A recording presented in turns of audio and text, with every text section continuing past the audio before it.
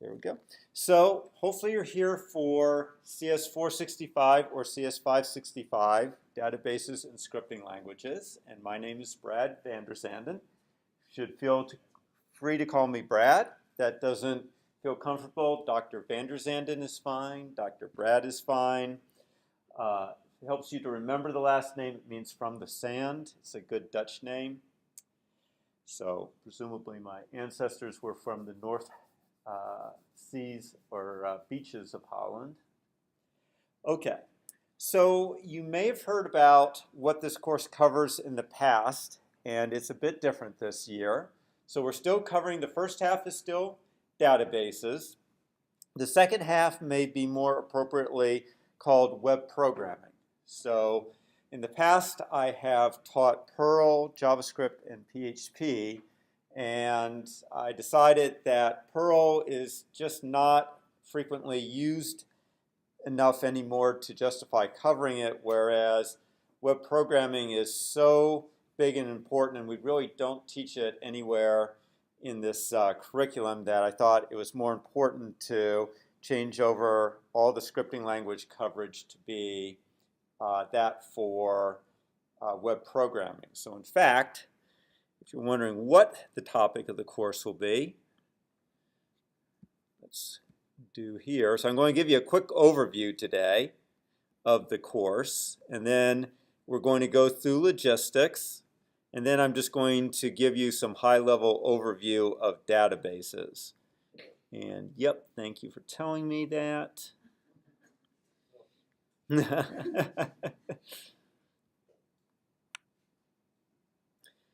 So the first half of the semester is going to cover databases, and we will actually this is kind of somewhat opposite. We'll actually start with the hands-on experience with an actual query language, and we'll be using a public domain database package called MySQL. If you're in industry, you're more likely to use the Oracle version SQL. That costs money that the department does not have. Then we'll talk about the theory of databases, and actually the prereq for this course, 311, is primarily because of the 1 week we spend talking about relational database theory, and we'll talk about the design of databases, so logically how you lay them out, so how you determine what data goes in which files, and then we also talk about the physical design, so how you choose to organize a file, say as a B tree or as some kind of hash table or some alternative organization. So we cover both physical design and logical design, which is what you see, those terms normalization and entity relationship diagrams. That refers to how we design the data, how we place it, how we group data together. And then when we move on to the second half of the semester, which will also be about 7 weeks, we will be talking about the full spectrum of how you design a website. So the presentation and organization or content is determined by 2 languages, HTML, which stands for Hypertext Markup Language, and CSS, which stands for Cascading Style Sheets. So HTML is a way of organizing the content.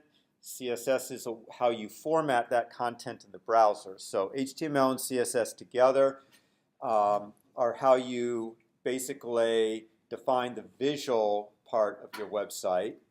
Then PHP is a language most commonly used, is the most common language used on the server side to handle the generally interactions with the database or doing any kind of heavy-duty computational lifting that needs to be done for the website. And then, so for example, if you're Amazon on the server side, the PHP is handling the database software that is returning your searches for different Amazon products or inventory or billing information. And then finally, we'll cover JavaScript, which is the most commonly used client-side language, which is what you use for making the website interactive. So HTML and CSS kind of declare the graphics, but that's static. JavaScript is what makes the website in your browser interactive. Now, JavaScript is also more recently been used as a server-side language, and so we also will spend about a week at the end of the class talking about something called Node.js, which is the server-side library for handling JavaScript. So in fact, you can now write an entire web application in JavaScript without having to go to PHP. And there's advantages and disadvantages to using either PHP as a server-side programming language or using JavaScript as a server-side programming language. And we'll talk about those toward the end of the class. So at any rate, that's kind of an overview of what is happening. When you're done here, you won't be an expert in databases. You won't be an expert in web programming. What you will have is a basic working knowledge of both databases and web programming that you should be able to use very nicely out in industry. So, questions about that? Okay. So let's, in that case, talk a little bit about the logistics of the course. So as I said, my name is Brad van der Zanden. My office is in Mingyao 312. And you can see the office hours there. They're also up on the website, which I'll show you in a moment. And my email address, which I'd appreciate it if you would limit it to personal things like needing to miss an exam. In a moment, I'll talk about Piazza, which is the discussion board for the class, and I prefer that general questions be directed toward Piazza because that way both students and the TA and I can all answer the question rather than my responding, say, 5 times to the same question, which if 5 different people send it to me via personal email, is not as efficient as if one person posts the question to Piazza and several other people see it and say, hey, that's my question too, and they have it answered. Elvis Ofer is the TA for the class, and he was not here today, but y'all may, how many of you know Elvis just by being in the class with him? So he's a nice guy, very bright. He'll be doing the grading, office hours, some office hours as well, handling any late requests you might have on assignments.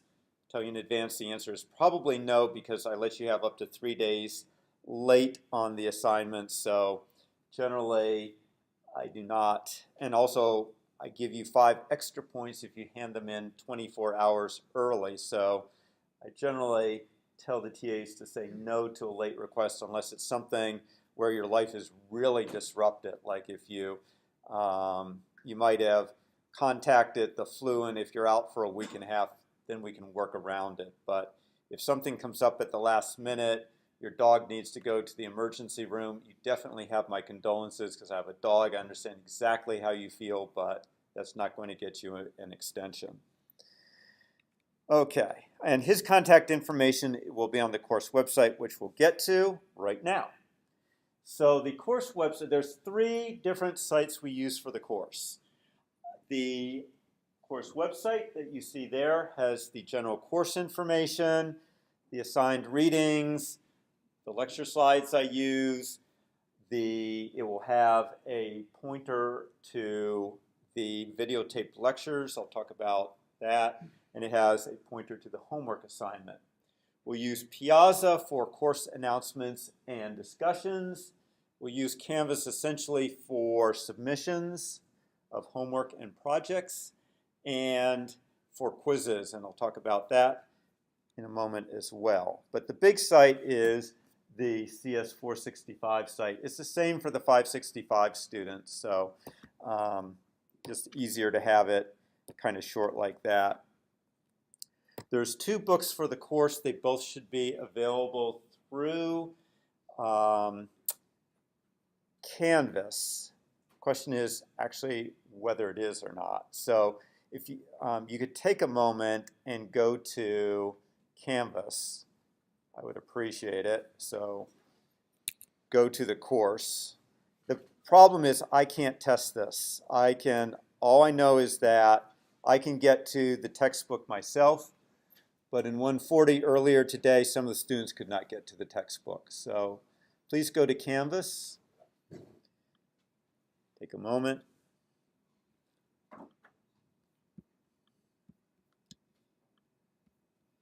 Yeah. I'll do that too so you can see what you're supposed to be looking at.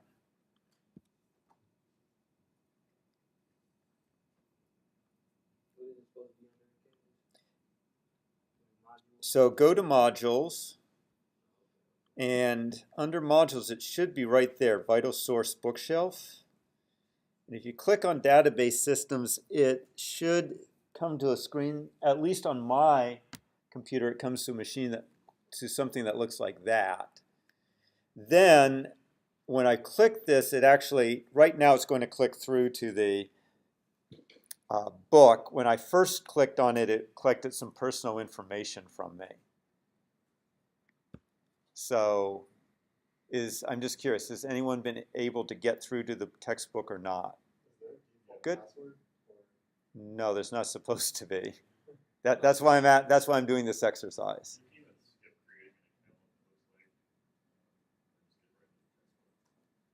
Okay. So you think you said you could skip through creating the account? Okay. Okay. Tell you what, if you have issues, please see me after class because you don't need it for today. I just wanted to see it. I can see several people have gotten through. That's good because in my 140 class this morning, no one got through. So actually, though, you have a second task. You're not done. Go back. This isn't as urgent, but click through now on the e-text. There should be a zyBooks. Try clicking through on that link. Okay, so that was the problem we were running into in CS140. So I wanted to see if we're running into that issue here. Okay, so we will get that fixed, and you don't need the zyBook until the middle of the class, so don't worry. Yes?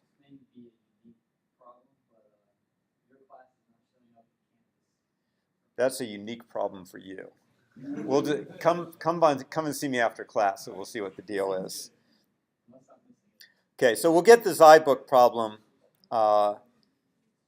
figured out. So at any rate, the rest of Canvas is just essentially the homework submissions. That's where you will submit. It is not where you will find the text of the homework assignments. That's at the course website. And then you will find quizzes.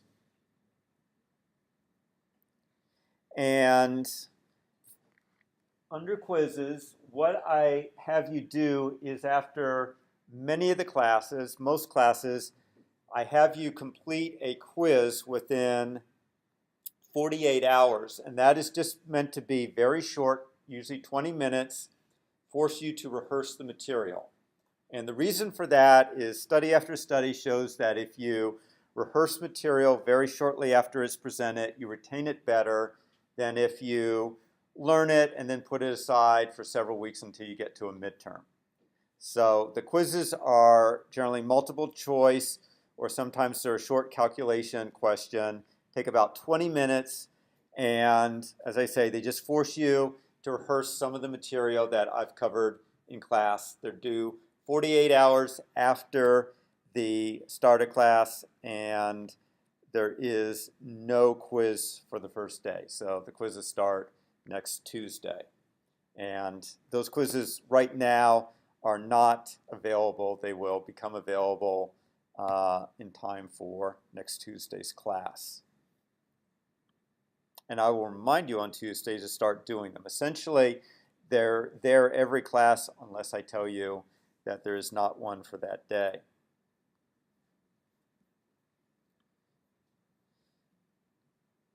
The other thing, just I'll tell you in advance about the database textbook, I like it a lot. It's the best one I've previewed, but the authors are Irish, so you need to get used to them talking in pounds rather than dollars. And they'll talk about they use a property management case as their database example, so we'll be using that, but they talk about flats rather than apartments. So there's a couple terms that may seem a little odd to you, but that's because they're Irish. Other than that, I find the book to be outstanding and quite easily understandable. Grading scale, everyone always wants to know about that. It's the normal UT grading scale with pluses and minuses given for scores toward the upper or lower parts of the ranges. And the elements of your grade will be a little different depending on whether you're an undergraduate or a graduate student. The only difference, the graduate students have a database project and the undergraduate students do not. So as you can see, for undergraduates, homework is 20%, the midterms 30%, the finals 30%, quizzes are 10%. There's something called participation activities. Later in the course, when we get to the web programming, the textbook has interactive participation activities that you need to complete, and we'll talk about that when we get to them. It's not worth talking about right now. And also later in the course, I probably will do less lecturing and more hands-on exercises that will also be in the area of participation activities. I may or may not use clicker questions for this course, in which if I decide to use clicker questions, then it will be part of the participation activities as well. And the clickers are part of your tuition fee. You don't have to pay anything for it. So if I decide to use clicker questions in the course, all you'll have to do is go to the UT website, download the software to either your laptop or a mobile device. It's free because it's paid for with your tuition fees. So I'll let you know.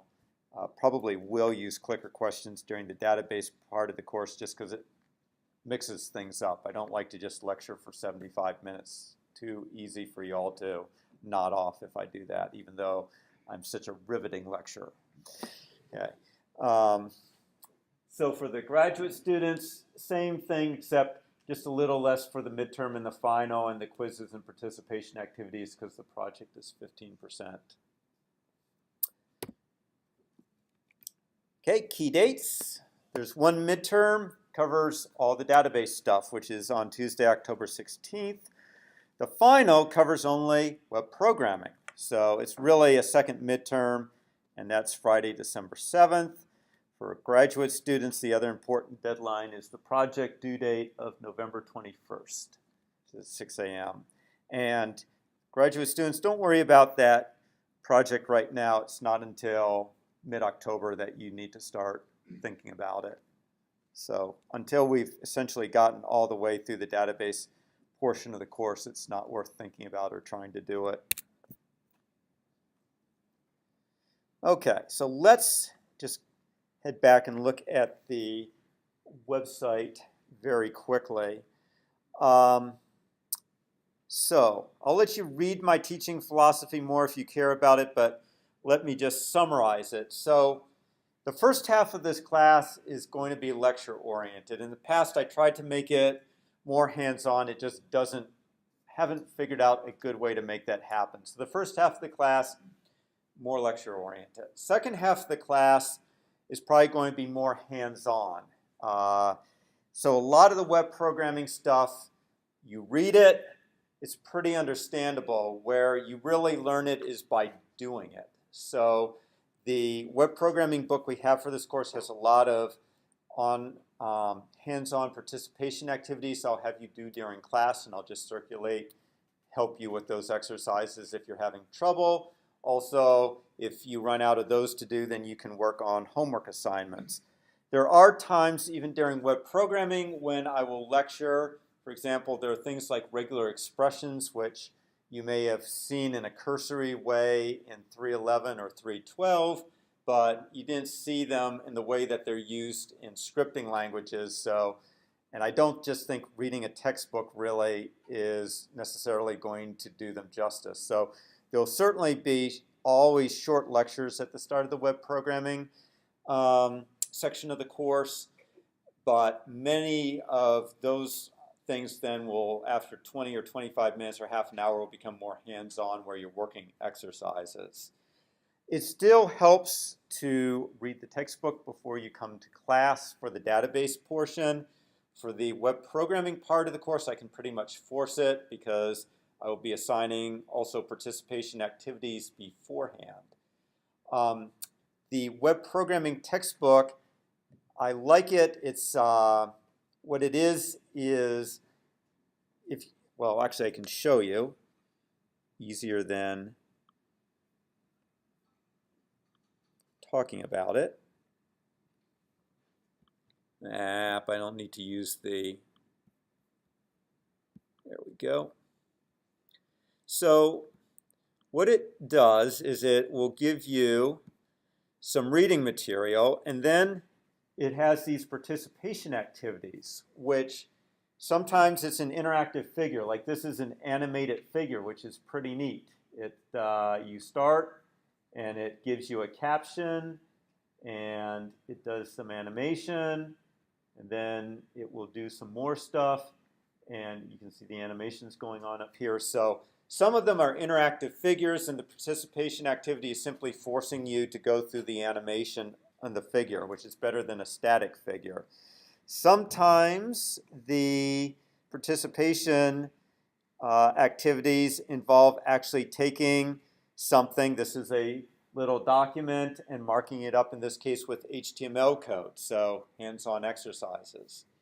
So the Zianti textbook will give you brief presentations of things and then immediately test you on it to see how good your understanding of the material is, which is good again for having you rehearse it immediately after reading it. It also breaks it up. You know, it's not necessarily fun to do heavy technical reading for an hour and a half, but if you read for a few minutes, then you do some exercises, and you read for a few more minutes, that's a lot more fun. It breaks things up, tends to keep your concentration intact.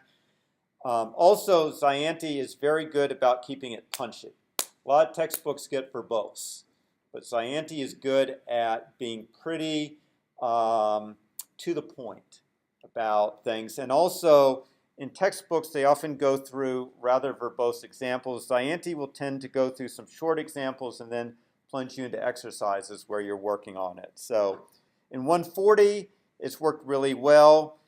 This is the first time I've used this textbook, the web programming textbook, in 465, so we'll see how it goes, but I think it should work well.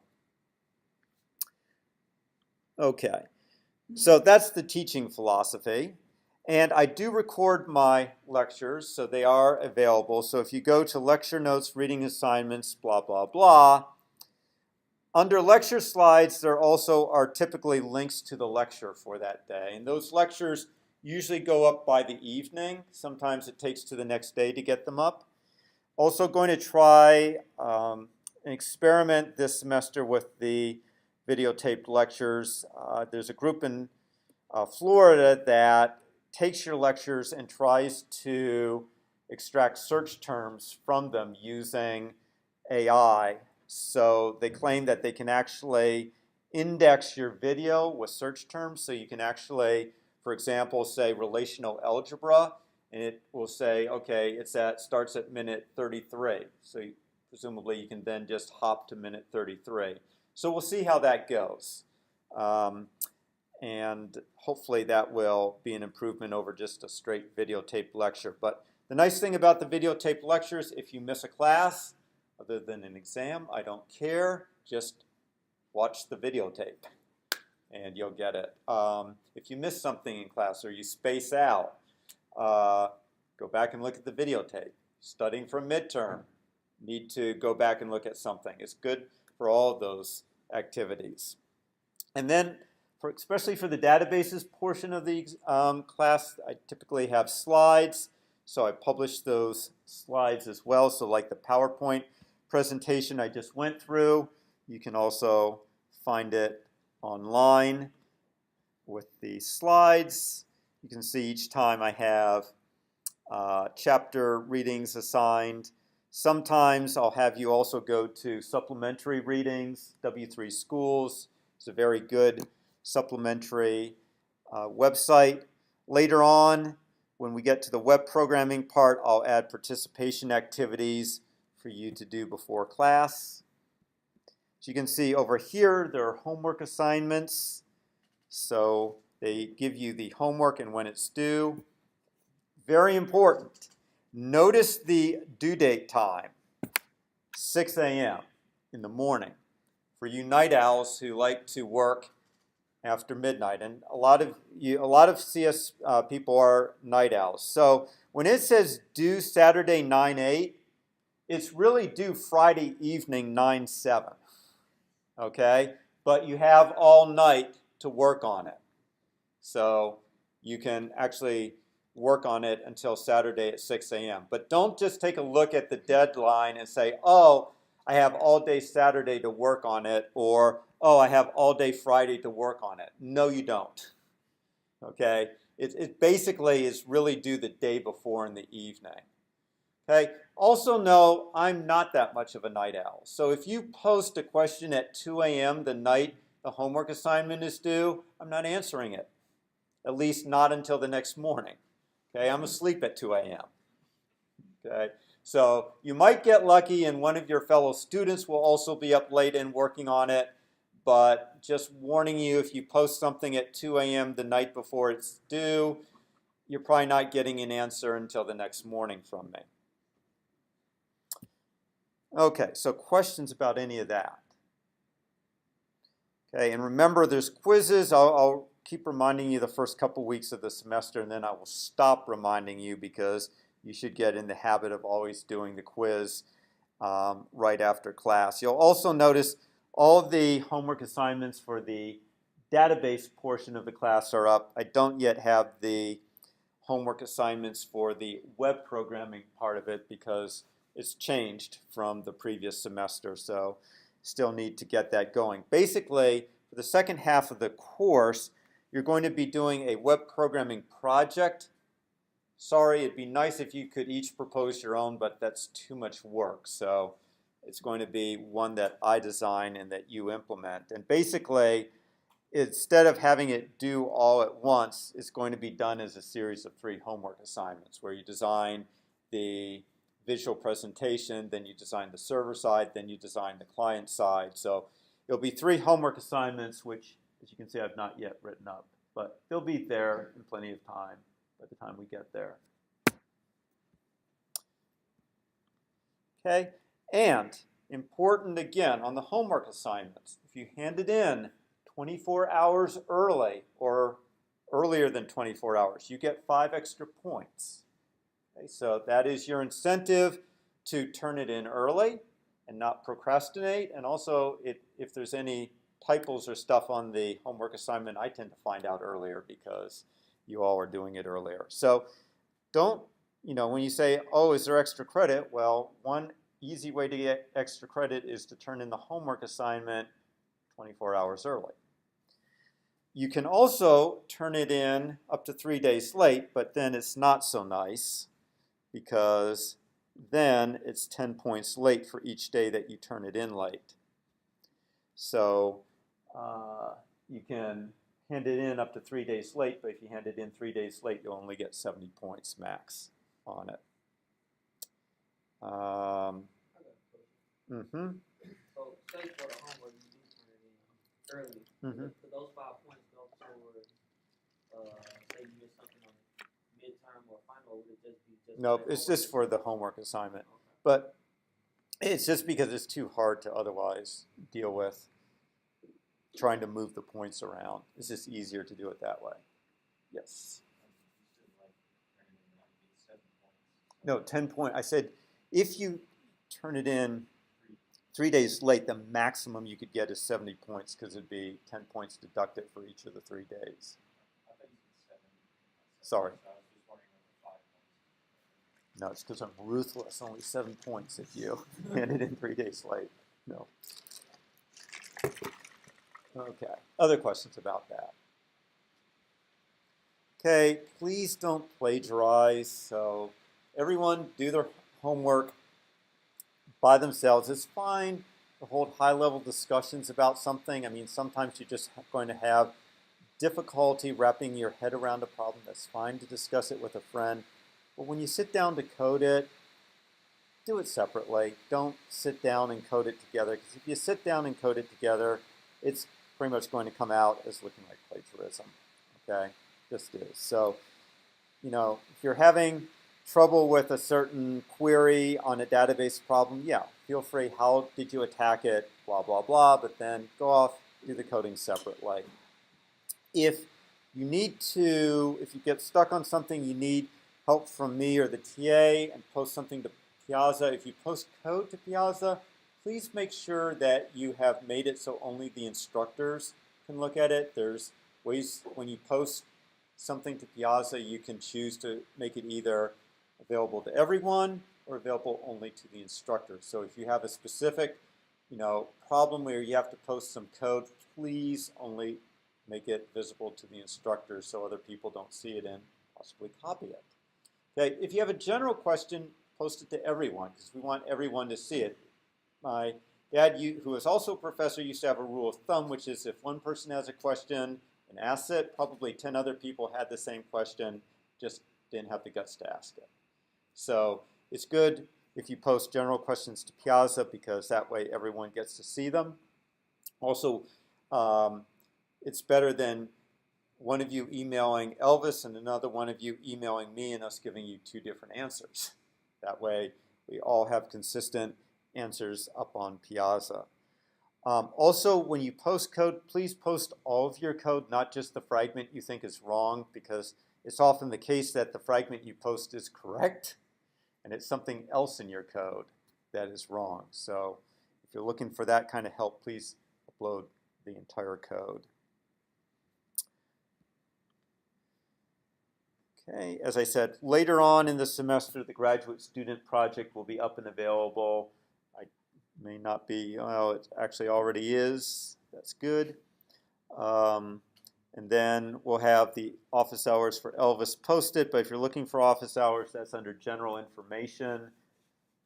Those aren't Elvis's office hours. Those were his office hours for a previous semester. So I'm meeting with him after class, so we'll get them updated. These are my office hours right here.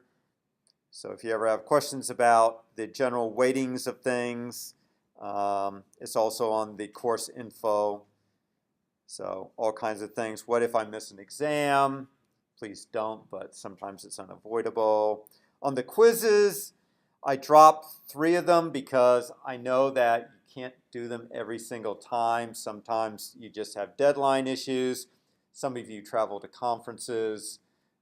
So I dropped the 3 lowest quiz scores at the end of the semester.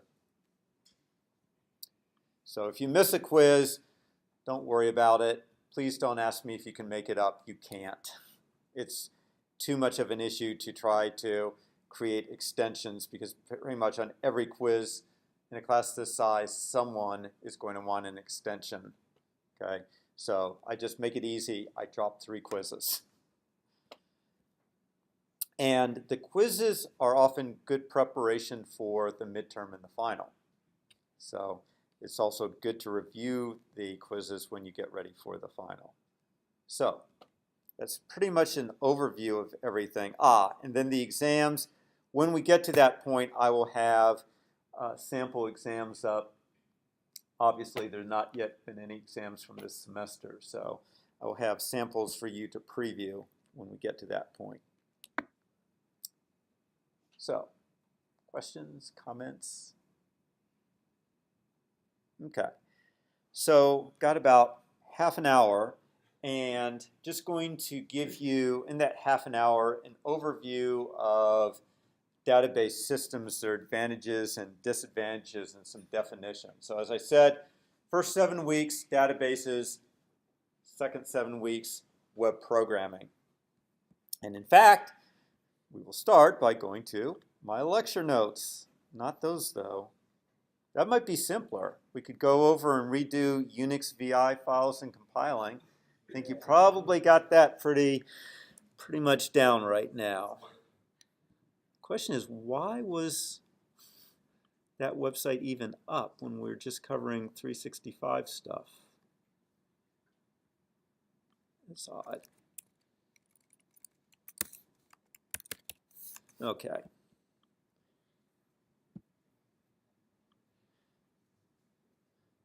So, pretty much, can you read this in the back or not? Good? Okay. Darn, my optometrist was hopeful that there was going to be a few referrals after today. So actually, my first quarter as an undergraduate, my eyesight went from 2015 to 2100 in 3 months.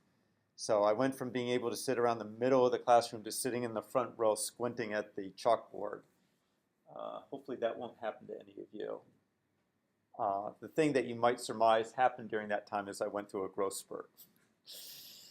Okay, so databases are pretty ubiquitous. Certainly in business, Amazon uses databases to track all their inventory. When you are a travel agent, they are using databases to track the cruise schedules or the airline schedules. Property management, which is the running example through the textbook, used to keep information about properties being rented out, about clients, about the owners of the property. Generally, a database encompasses a variety of related data. So the property management database we'll be talking about during much of the database portion of the semester. We have our properties for rent. Obviously, we have the owners of those properties. We have the people who are clients who are leasing those properties. We have leases that we have to keep track of. We have our staff that we have to track, and we have our rental offices that we have to track. So there's all this different information that is having to be maintained, and that's what a database does, is it serves as a central repository for that information. Now, it helps to have some, not that kind of dictionary. Thank you, Apple. So a database is a collection of related data and its description. What a description means is a catalog. So we are going to be concerned in this course with a relational database. And we might have in a relational database some fields, like let's say this is our properties that we have. So this might be our property relation. So a property might have an ID, and it might have an owner. It might have an address. Maybe it has a monthly rent. So when we talk about the description, what we're talking about is the names of the fields, the names of the columns, and the names of the tables or relations. So that is the description part. It's kind of the structure of your database. And then the data is what actually goes in here, like ID 31, owner BVZ, address say 1678 Cardiff Road, monthly rent, well I go big, so 10K. Boy, if I could just get that as a monthly rent for a property, that'd be great. Sorry, might not be here today. Might be in Bermuda. Certainly I wouldn't be in Hawaii, though. You don't know Hawaii is about to get hit by a Category 4 hurricane. Okay, so at any rate, database, structured collection of related data and its description. And then a database management system is the software that is managing and controlling access to the database. You will be using that software in this course. You will not learn how to write that software. That would be an advanced graduate level course. So the software involves things like parsing the query. So when you enter a query, there has to be a parser that parses it. And then there's a so-called query optimizer, which optimizes the query and figures out how to satisfy it. And then there's the file management software that actually goes out looking at the disk sectors and the disk blocks to actually retrieve them and bring them back to present them to your program. So that's all pretty complicated and is the subject of an advanced graduate level class, which we will not be going into. So again, you'll be using that software. you will not be writing that software. The software is typically divided into these three categories: the data definition language, the data manipulation language, and access control. So the data definition language you can think of as the variable declaration portion of your programs. So the analogy is to the data or variable declaration part of a program.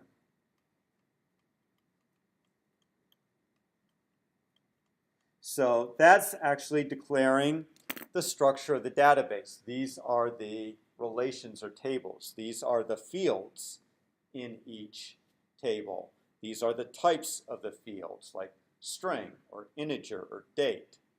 So loosely speaking, you could think of a table in a database as a bit like a class. So just for the time being for today, think of, class, you declare a class, and a class has fields in it with types. And then you create instances of the class. Each instance would be a record. Okay, so the data definition language is declaring your tables, your fields, their types, so the structure of the database. The data manipulation language is what you use to manipulate the data in the database. So that's where you insert information, delete data, update data, and search for data. You may have heard of so-called CRUD applications. How many have heard the word or acronym CRUD? Few of you. So many web applications are referred to as CRUD applications, and it stands for create, replace, update, and delete.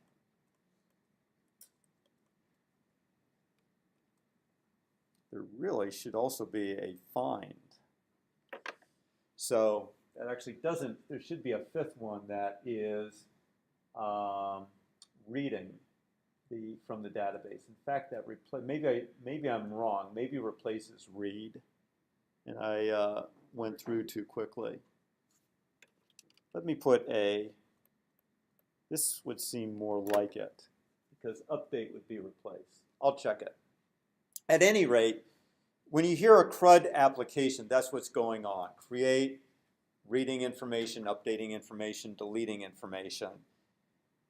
And that is all done with a data manipulation language. And then you have access control. So clearly, with all the security you hear and security breaches, that's a huge issue. You don't want just anyone being able to access a database. Instead, you want to be able to control who's able to read from the database, who's able to update the database. Obviously, Amazon might want people being able to read information from the database, but clearly don't want people or customers being able to update the database. So access control, first and foremost, is a lot about security. Just making sure everyone has the proper access to the database, and obviously unauthorized users don't get access to the database. Another big thing is integrity, which means that you maintain consistency of the stored data. And in general, what that means is that you try not to have redundant data. For example, my salary ideally is not going to be in two different places in the UTK database. Ideally, it's just kept in one place. And the reason for that is if you have redundant copies of data and it changes, you have to make sure all copies get updated. Like if the department says, Brad, congratulations, I gave you a 10% raise, records it in my personnel file that I got a 10% raise, but then the payroll department never found out, and I'm still getting the old salary. I might be pissed when I get my paycheck and no 10% raise.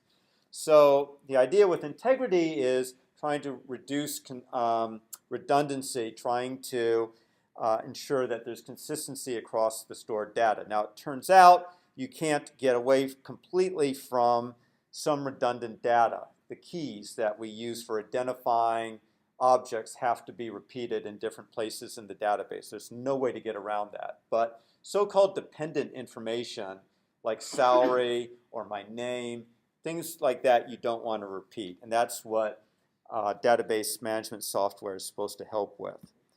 Concurrency. So you want to be able to have multiple users accessing your data simultaneously and clearly. You know, if you're like Amazon, eBay, you want people to be able to simultaneously be writing to the database and reading from the database, which means you have to be ensuring that you have things like locks on data so that while you're reading a piece of data, someone else isn't updating it at the same time and potentially changing its meaning. Or for example, if two people on Amazon see that there's one book left, only one of those two people should be able to get the book, right? So if they go for it simultaneously, you don't want a race condition where somehow you end up sending the book to both people because there's no such thing as a quantum book. Okay, there might be quantum states, but there's not a quantum book. So at any rate, we want to make sure that we allow concurrent access, but that you don't have integrity issues, that everything stays consistent.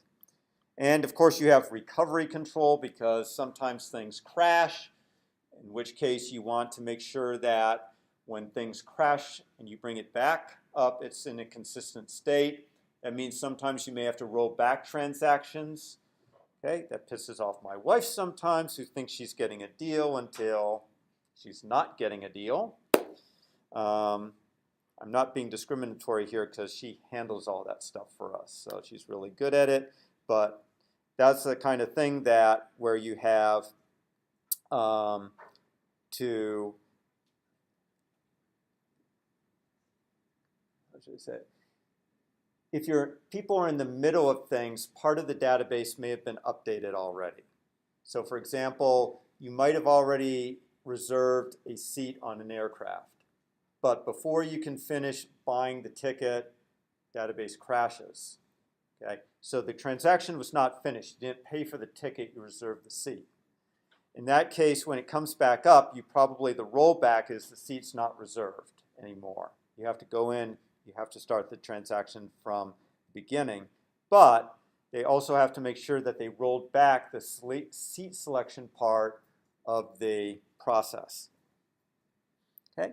Then you have this user accessible catalog. So remember, I said that's the description part of the database. That tells someone what are the names of the tables, what are the fields in each table, what are the types, so that if they want to extract information from the database, they know how to, what fields to specify in their queries. And finally, as part of access control, you have views. So this goes along with security in part. Some people should not be able to view everything in the database. For example, in our property management example, you have staff who want to be able to view properties that they are going to be renting out, say leasing agents. But probably they should not be able to look at everyone's personnel records. If you're a leasing agent, it's fine to look at property information. It's not good if you're looking at my salary information. Whereas the manager of the branch probably should have access to the personnel records. So different individuals would have different views of the database depending on their security access. The other nice thing about views is that they can simplify the presentation because you may not need access to all the information even in one table. If you're a leasing agent, you may only need to know about the ID, the rental fee, and the address. You might not need to know about the owner. That may be something that contracts handles. So it can provide simplified views, and it can also, you can actually rename fields. Sometimes you want an end user has a different idea of what the name of a field should be than someone who is working with the actual database. So views, you can name fields. You can also, as it turns out, create fields. For example, you might not in the database have a field for total annual rent. It's a field that could be calculated by multiplying the monthly rent by 12, but it's not an actual field in the database. So with a view, you can actually create new fields by doing computation on the underlying data. Okay. So basically, those are the 6 things that deal with access control. Now, we probably won't get to it in this course. You probably will get to it in a cybersecurity course if you take it. But I will say one thing about security, which is, for the most part, when you see that a database has been breached and that records has been stolen, that's really inexcusable because it is very easy to encrypt data these days in databases. And for the most part, the data should be stored encrypted. Now, we're not going to be doing that in this course. We're going to store all data unencrypted in plain text. But it really should outrage you when data is stolen from companies and you learn that your information has been compromised, because there are very strong encryption algorithms that can encrypt your data and that are nearly unbreakable. So that even if the records were somehow stolen, the chances that they could somehow figure out what the key was that would decrypt your record should be next to impossible. But there's a lot of laziness and a lot of companies that still store your data plain text, which is pretty bad. Now, as I said, in this class, we will store it plain text because we are not teaching cybersecurity in this class. But that is just an aside that database management systems these days also can provide encryption for your data, and something that companies really should do. Okay, so why do we use database systems rather than something else like files, which is what you have all done, like in 140, 302. Most of your courses, you've just used plain text files so far. And you might think, well, that seems pretty reasonable. Why do I need something big and complicated like a database management system? Well, the answer is, up through the 70s, that's the way it usually was. A lot of these just files that maybe with binary data rather than character data in them, but a lot of companies just had a collection of files. And it turned out there was a lot of problems with that. So rather than telling you, you can go through my notes and see what all the limitations are. Instead, what I'm going to do is go through the advantages of the database management system. And as I go through the advantages, I will tell you why it was a disadvantage for the file system. So the first thing that you get is flexibility for the end user. So in the 1980s, when relational databases were developed, one of the big breakthroughs was that they came up with a really simple way for end users with no computer programming experience to specify queries. And these languages are called declarative languages. Okay, so they provide a declarative way to specify queries. So you specify what you want, but not how to get it.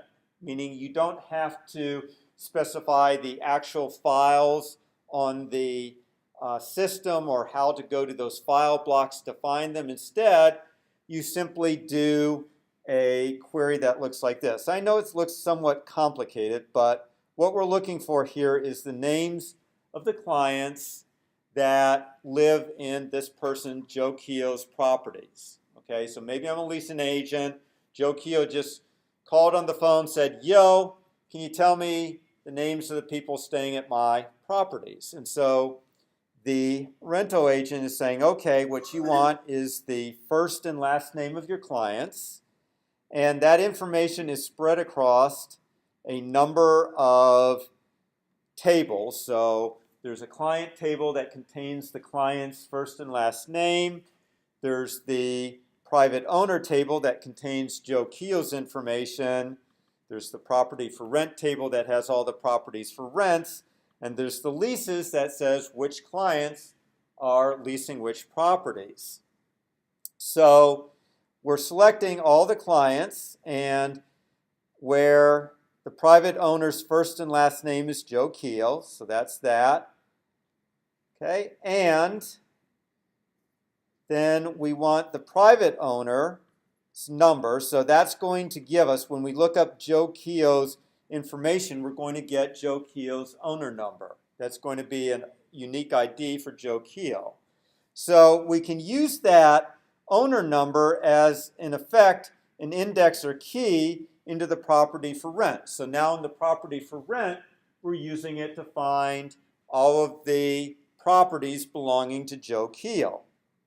Once we do that, we have all of his properties.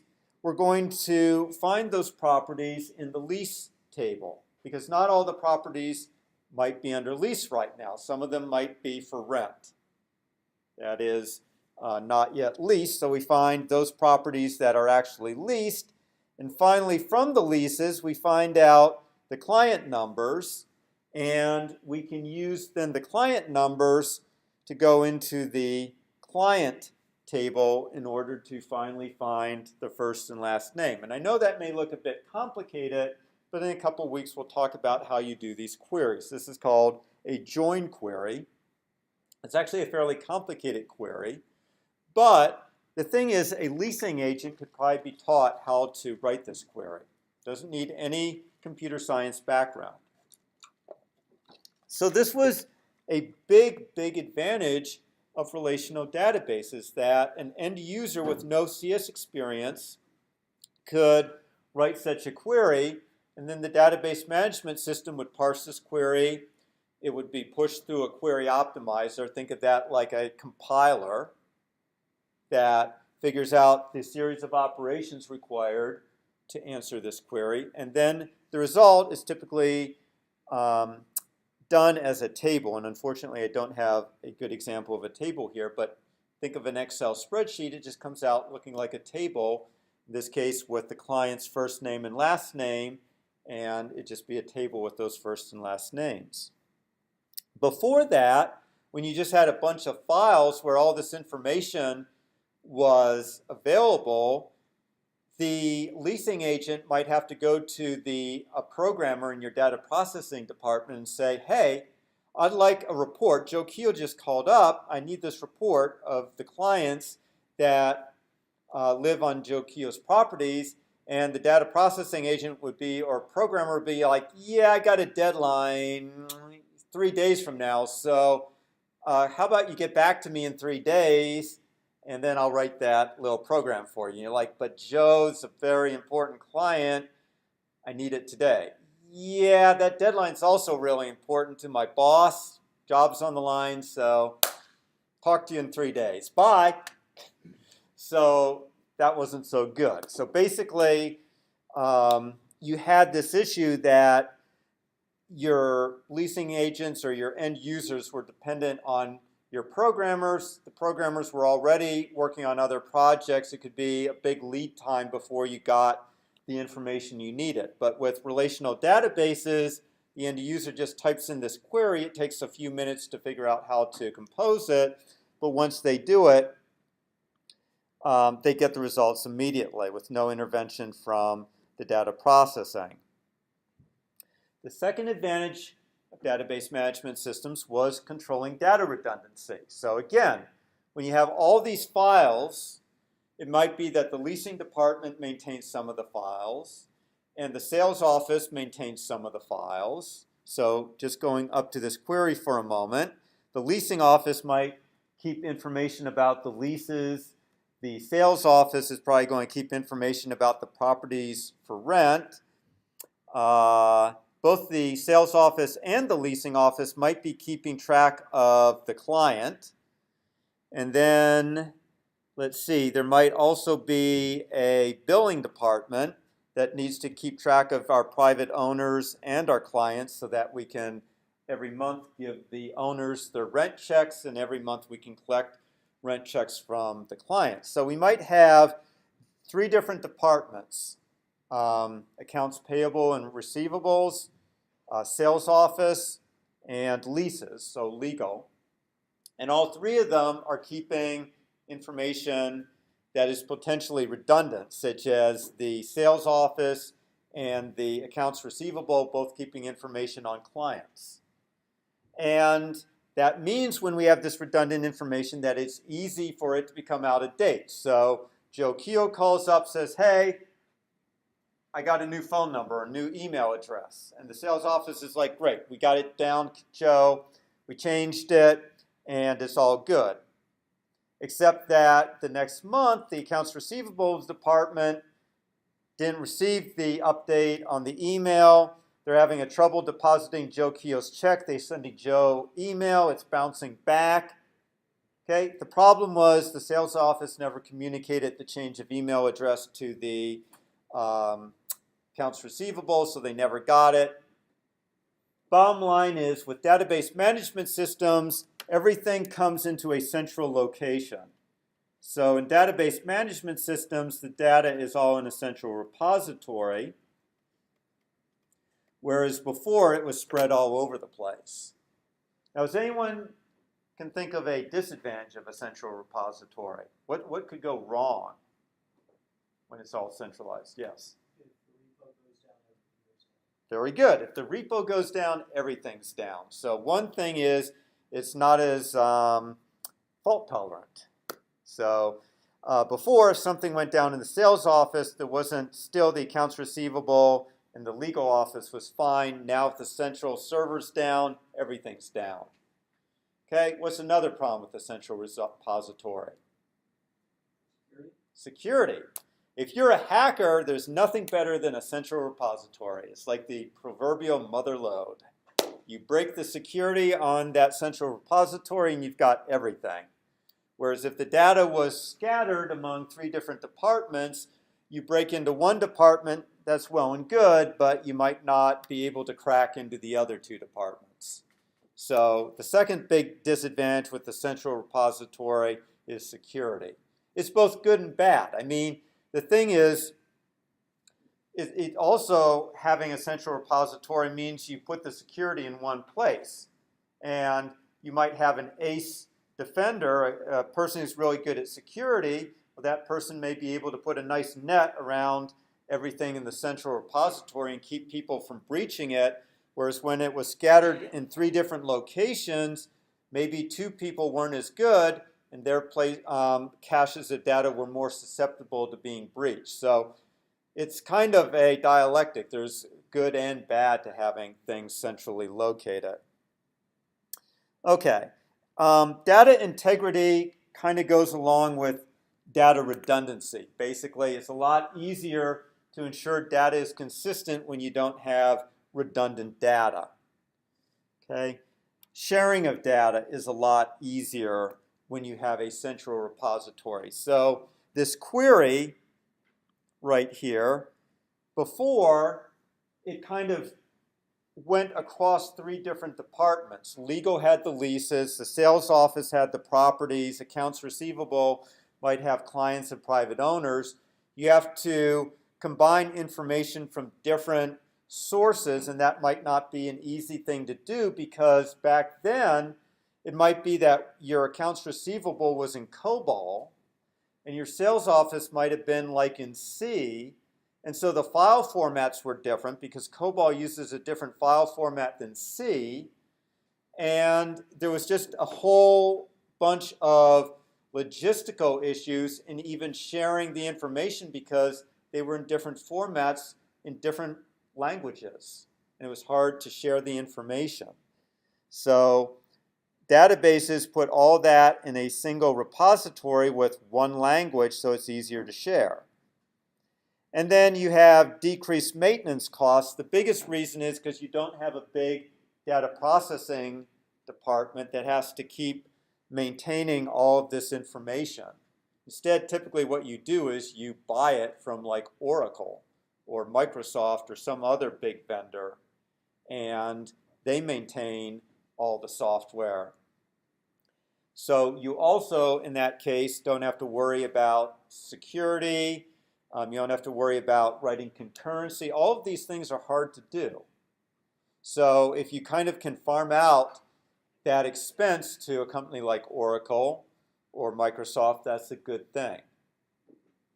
Okay, so a lot of programmers lost jobs when data management based systems came into being, but on the other hand, there were lots of other jobs to be had, so it wasn't a big deal. Then just some of the disadvantages.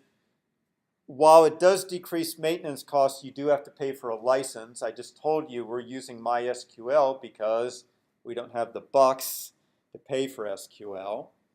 So there is a cost to outsourcing. Also, database management software is pretty big because it's a general purpose solution. It's not custom tailored to your specific company, so you may need more hardware to run it than you otherwise might require. Same thing with performance.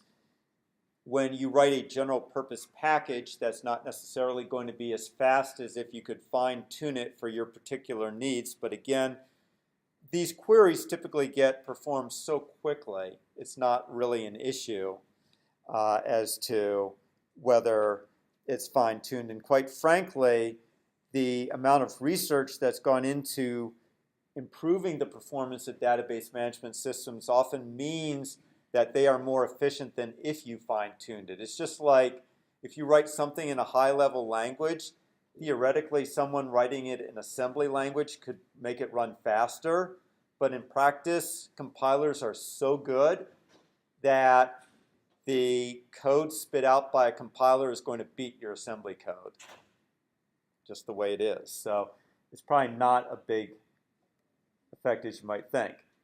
Okay, this gentleman said, what's your name again? Pardon? Jack. As Jack said, bigger impact from a failure. Central repository goes down, you're down. Hacker breaks in and compromises your system. It's like the honeypot. The hacker has everything. So bigger ramifications of a failure. This one, more of a recent thing. So the data must be structured. In relational databases, it must be possible to fit it into columns. Okay? In recent years, things have often gotten less structured, and there is, you may have heard of a databases called NoSQL, which are more object or document based. And at the very end of the course, when we get into Node.js, we'll talk about database called MongoDB, which is a NoSQL database. So you'll see how they have started to evolve some databases that are able to accommodate less structured data. However, most of the data we will be dealing with in this course is structured data. Okay, so again, no quiz today. Make sure you can get access to the book. Start reading it. We will be picking up with chapter 4. Don't worry about reading chapters 2 and 3 unless you really are having insomnia. If you have insomnia, by all means, go ahead and read chapters 2 and 3. They will put you to sleep quickly. Okay, and you don't need chapters 2 and 3 to understand chapter 4.